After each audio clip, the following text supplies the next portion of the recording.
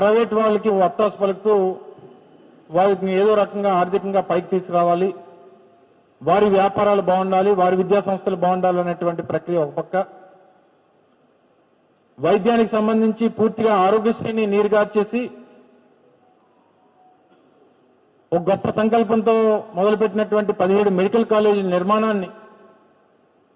7 కాలేజీలు మా హయాంలో పూర్తి చేస్తే మిగిలినటువంటి 10 కాలేజీలు పూర్తవడానికి చేయాల్సినటువంటి ప్రభుత్వం వాటిని తీసుకెళ్లి ప్రైవేట్ వాళ్ళ చేతిలో పెట్టాలనేటువంటి ప్రయత్నం ఒక పక్క,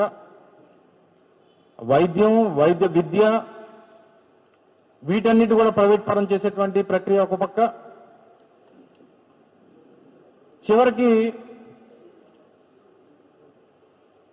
నాకు తెలిసి బహుశా రాష్ట్రంలో ఉన్నటువంటి అత్యంత బలమైనటువంటి కార్పొరేషన్స్ లో ఏపీఐఐసి ఒకటి. ఎందుకంటే చాలా రిచ్ కార్పొరేషన్, దాదాపు 52-53 సంవత్సరాల చరిత్ర కలిగినటువంటి కార్పొరేషన్.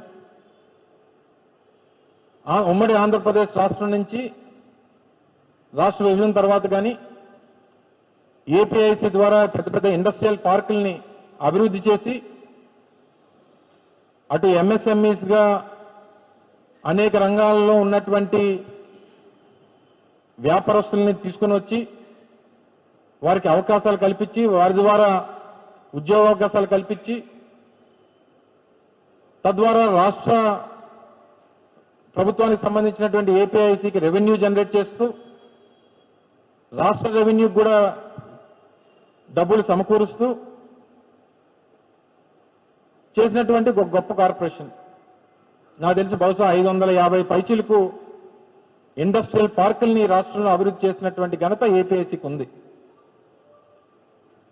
సహజంగా ఏపీఐసికి ప్రతి కేబినెట్ సమావేశంలో నాకు తెలిసి బహుశా నేను మంత్రిగా ఉండగా ప్రతి నెల ఒక కేబినెట్ సమావేశం, దాదాపు నేను 15-20 కేబినెట్ సమావేశాల్లో నాకు అవకాశం వచ్చి నేను ఉన్నాను.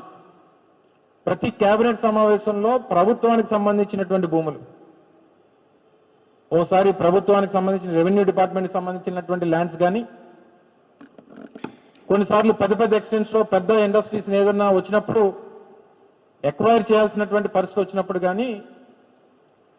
ఆ భూముల్ని బదలాయింపనేటువంటిది ప్రతి క్యాబినెట్లో కూడా కనీసం 100, 200, 300, 500, 1000 ఎకరాల్లో ఏపీఐసికి బదలాయించేటువంటి ప్రక్రియ కొనసాగుతూ ఉంటుంది.